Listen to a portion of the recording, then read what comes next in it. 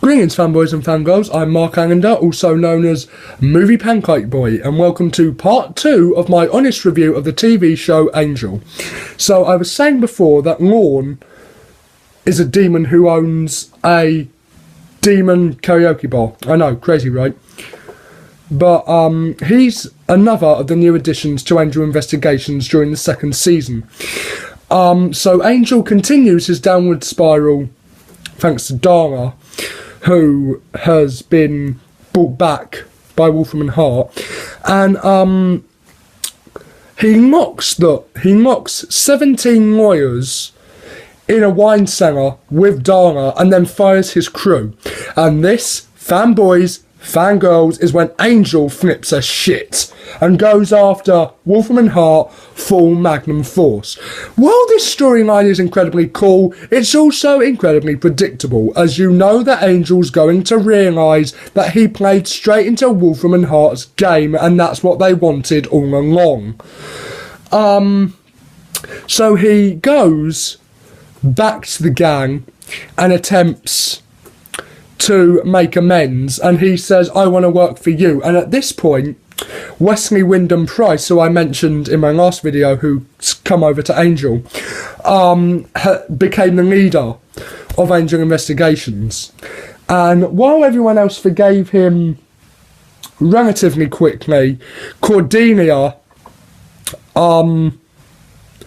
didn't. Now, while we're talking about Cordelia, I just want to do a quick little segment called Dumb Reasons to Keep Cordelia Around. Right, so as you know, Cordelia was a character from Buffy the Vampire Slayer who pretty much ran her course in season 1. So when they ran out of stuff for Cordelia to do on Buffy, they moved her over to Angel and gave her Doyle's visions when he died. I know. But anyway, season 3 of the brilliant TV show opens after Angel finds out that Buffy has died. And he's gone away to Tibet for 3 months and is supposedly meditating in a monastery trying to get over this tremendous grief he has about Buffy's passing. And just before he left, he rescued a girl called Winifred Burkle from Lorne's home dimension of Pioneer, where she was a slave for 5 years. So Angel comes back and he's not himself. And there's one moment between him and Cordelia, and the heart and soul of that piece for me is that you think Angel feels poorly because Buffy died and he doesn't know how to deal with his grief, when in actuality he feels poorly because Buffy died, he has tremendous grief, and he is able to go on with his life. And that is a sad, hard fact. And so everything's good for a couple of months, and then Dara once again comes back. Now there is one key story point that I will have to give away here. Back in season 2 of Angel, when Angel was on his dark downward spiral, he actually had sex with Dara just to feel something, anything. And it's been exactly 8.5 months, and what we discover is that she's pregnant with his child. And what happens is she actually starts acting incredibly strange. She starts acting nice, she acts compassionate, and what we ultimately find out is that Angel's son has a soul. And it kind of makes sense because Angel has a soul. So these feelings that she's having is not her own. They're coming from it. They're coming from the child. And we find out that Wolfram and Hart wants the child for whatever reason and hires a very famous demon delivery doctor. And once they've done that, they plan on taking Dara and taking the child from her. And in the midst of all this, she goes into labour. And this also marks the return of an old enemy, Daniel Holtz, who Angel, back in his bad times in the 1700s, actually killed Holtz's family and turned the youngest daughter into a vampire. So Holtz had to dust his own daughter. And the instant you see Angel, the minute you see Holtz see Angel with baby Connor, you know there will be some kind of justice here. You don't know how or when, but you know there will be some justice here. But what happens is Wes finds some prophecies, false prophecies, saying the father would kill the son. So he decides, hey, I'll sacrifice the agency and take baby Connor off to God knows where.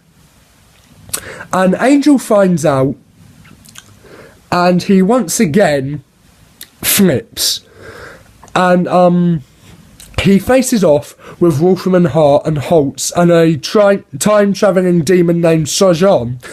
And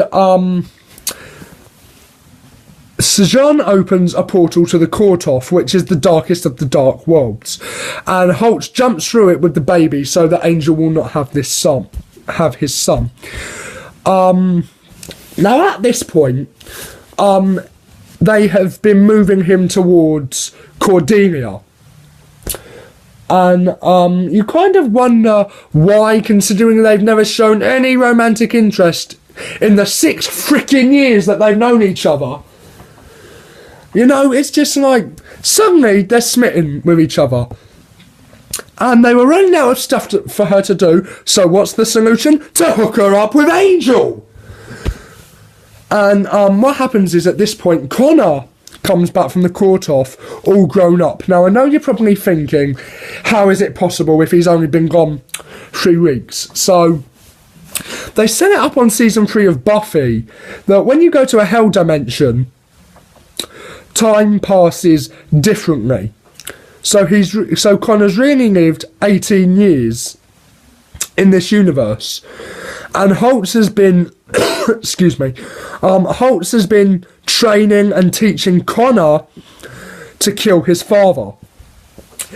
Angel is the devil as far as Holtz is concerned, and so Connor fights Angel, loses, and runs off into the glorious LA day. And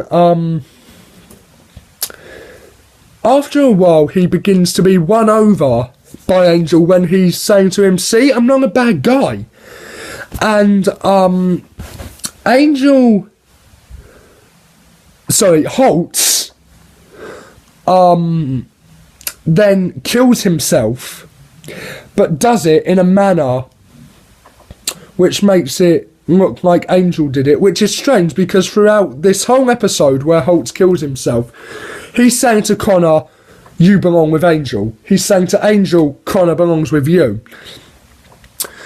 You know, that he knows this kid came back for Angel. He knows this kid is destined to be with Angel. He knows there's nothing he can do to stop this boy ending up with Angel.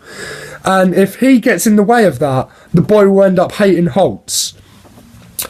So, Connor, professional douchebag, locks Angel in a coffin and sinks him to the bottom of the ocean.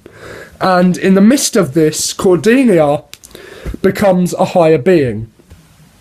And Wesley is sleeping with Lina from Wolfram and Hart. Gunn and Fred are dating. And obviously loads of stuff goes down. So anyway, season 4 opens with Angel still in the sea, and it also starts off with Gunn and Fred together, as well as running the investigation agency by themselves, because Angel was in the ocean, Cordelia was in the heavens, Wesley was off on his own, and the sinister Connor acting like a normal part of their family and pretending to try and investigate what's happened to Angel. And we as an audience know that it was in fact Connor who sinked him to the bottom of the ocean. So after they pull him up, Cordelia comes back from her otherworldly experience and doesn't remember anything. And it turns out, this is where we find out that everything that's happened to her and everything that's happened to Angel over the past few years has been part of a plan put in place by something called the Beast. And because she thinks she's going to die, Cordelia sleeps with Connor. And what's strange about the Beast is that no one has any reference materials, not even Angel.